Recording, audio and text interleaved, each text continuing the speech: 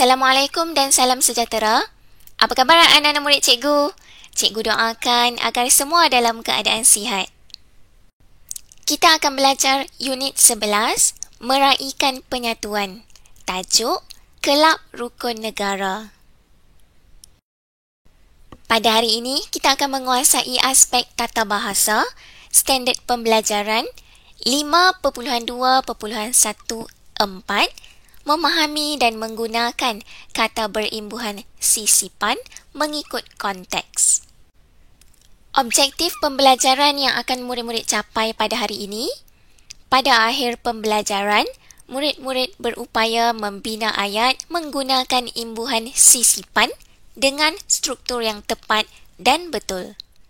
Kriteria kejayaan pula, murid-murid dikira berjaya sekiranya dapat menyenaraikan sekurang-kurangnya 5 imbuhan sisipan yang terdapat dalam dialog. Cikgu harap murid-murid dapat sediakan buku teks Bahasa Melayu tahun 5. Rujuk muka surat 86 ya. Kita akan baca dialog dan belajar tentang kata berimbuhan sisipan. Pada pelajaran yang lepas, kita telah belajar imbuhan awalan, akhiran dan apitan. Tetapi pada hari ini kita akan belajar imbuhan sisipan. Apakah maksud imbuhan sisipan ya? Imbuhan yang hadir di tengah-tengah perkataan secara menyisip. Apa tu cikgu? Macam ni, imbuhan sisipan ini hadir di tengah-tengah perkataan itu. Setiap imbuhan sisipan ini disisipkan selepas huruf konsonan yang pertama. Okey, jom kita tengok contoh dulu ya. Dalam bahasa Melayu, imbuhan sisipan terbahagi kepada 4. Yang pertama, EL, kedua, ER, ketiga, EM, dan keempat, IN. Jom kita lihat contoh imbuhan sisipan EL dahulu. Perkataan tapak apabila kita sisipkan atau masukkan imbuhan di tengah-tengah kata dasar ini menjadi telapak. Telapak bermaksud tapak tangan atau tapak kaki. Ini yang cikgu maksudkan tadi. Imbuhan sisipan ini hadir selepas huruf pertama. Lihat huruf pertama T. Selepas itu, kita sisipkan imbuhan sisipan EL. T, ita, L, ela, P, e, kepak. Telapak. Contoh yang seterusnya, gembung. Apabila ada imbuhan EL akan menjadi gelembung. Bermaksud sesuatu yang berisi udara. Kata dasar tunjuk pula apabila menerima imbuhan EL akan menjadi telunjuk. Bermaksud jari kita, iaitu jari telunjuk. Kata dasar kembung apabila ada imbuhan EL disisipkan di tengah-tengah menjadi kelembung. Bermaksud sesuatu yang kelihatan besar kerana berisi angin. Kata dasar kopak pula menjadi kelopak. Bermaksud bahagian bunga atau sesuatu yang tipis menjadi pembalut.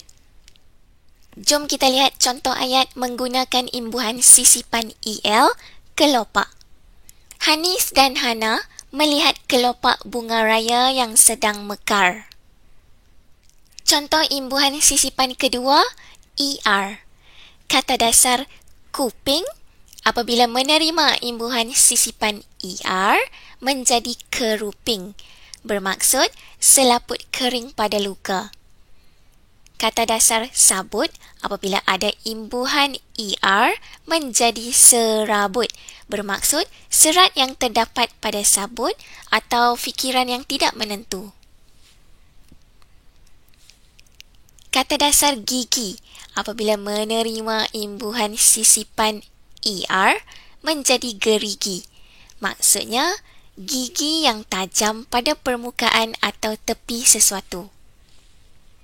Kata dasar kelip apabila menerima imbuhan ER menjadi kerlip.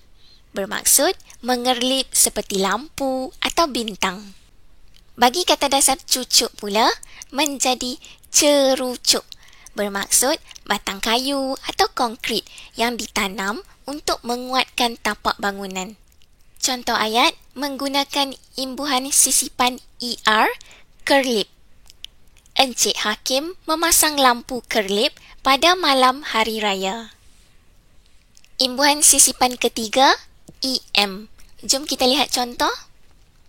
Kata dasar kuning, apabila ada imbuhan EM disisipkan di tengah-tengah menjadi kemuning, bermaksud sejenis tumbuhan. Kata dasar kuncup menjadi kemuncup apabila ada imbuhan sisipan EM. Kemuncup bermaksud sejenis tumbuhan rumput. Kata dasar gentar menjadi gementar, bermaksud menggigil kerana ketakutan. Seterusnya, serbak apabila disisipkan imbuhan EM menjadi semerbak, bermaksud bau yang wangi. Kata dasar guruh menjadi gemuruh apabila ada imbuhan EM. Maksud gemuruh, berdebar-debar atau berbunyi seperti guruh. Contoh ayat, penggunaan imbuhan sisipan EM, semerbak. Nasi lemak daun pisang itu semerbak baunya. Imbuhan sisipan yang terakhir, IN. Kata dasar sambung akan menjadi sinambung apabila imbuhan sisipan ini hadir di tengah-tengah perkataan sambung. Contoh penggunaan ayat menggunakan imbuhan sisipan IN, sinambung. Latihan pada hari ini ialah kesinambungan pembelajaran yang lepas, kata Cikgu Borhan. Sekarang jom kita buat aktiviti yang terdapat pada halaman 86 tentang imbuhan sisipan. Kita akan baca dialog bersama-sama dan selepas itu kita akan senaraikan imbuhan sisipan yang terdapat dalam dialog tersebut. Farisha, Rubini dan Syufen daripada kumpulan Gemilang sedang menyiapkan mural rukun negara di dinding bangunan sekolah. Kita akan memastikan telapak tangan bersih semula selepas mewarna dan tiada kesan celoreng pada pakaian kita. Betul, Farisha. Pastikan alatan tidak selerak.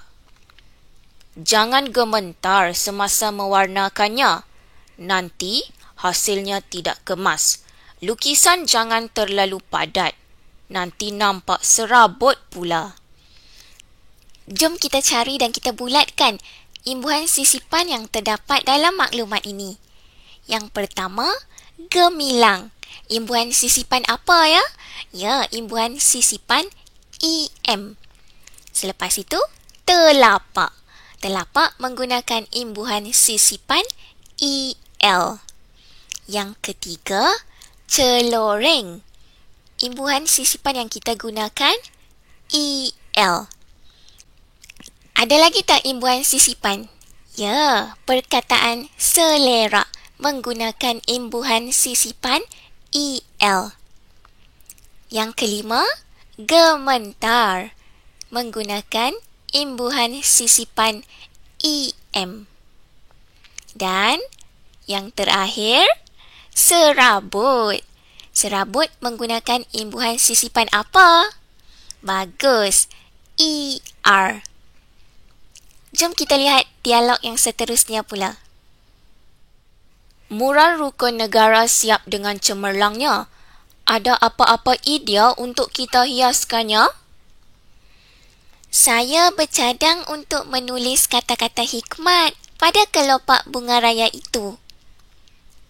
Di kiri mural, kita letakkan pasu bunga raya dan bunga mawar agar kelihatan berseri dan semerbak harum. Kita boleh memasang lampu kerlip agar mural ini nampak menarik. Bagus semua. Kerja kamu ini ialah sinambung pembelajaran kamu di dalam kelas. Kamu telah bersatu hati menyiapkannya. Jom kita cari dan kita bulatkan imbuhan sisipan. Yang pertama apa ya? Ya, cemerlang menggunakan imbuhan sisipan EM. Seterusnya, perkataan kelopak menggunakan imbuhan EL. Perkataan semerbak pula menggunakan imbuhan sisipan EM. Selain itu, ada perkataan kerlip menggunakan imbuhan sisipan ER. Dan yang terakhir, perkataan sinambung. Perkataan ini menggunakan imbuhan sisipan apa ya? Bagusnya. IN. Tugasan yang cikgu nak murid-murid laksanakan pada hari ini yang pertama, senaraikan kata berimbuhan sisipan yang telah kita bulatkan tadi ke dalam peta pokok ini. Pastikan murid-murid mengelaskan imbuhan sisipan mengikut kumpulan yang betul ya. Ada imbuhan EL, ER, EM dan IN. Tugasan kedua, cikgu nak murid-murid bina satu ayat sahaja bagi setiap kata berimbuhan sisipan yang telah kita senaraikan tadi. Satu ayat untuk imbuhan EL, satu ayat untuk imbuhan ER, satu ayat untuk imbuhan EM, dan satu ayat untuk imbuhan sisipan IN. Boleh ya? Semoga perkongsian cikgu tentang imbuhan sisipan yang telah kita belajar pada hari ini dapat memberi manfaat untuk semua anak murid cikgu. Selamat berjaya. Jumpa lagi ya. Bye.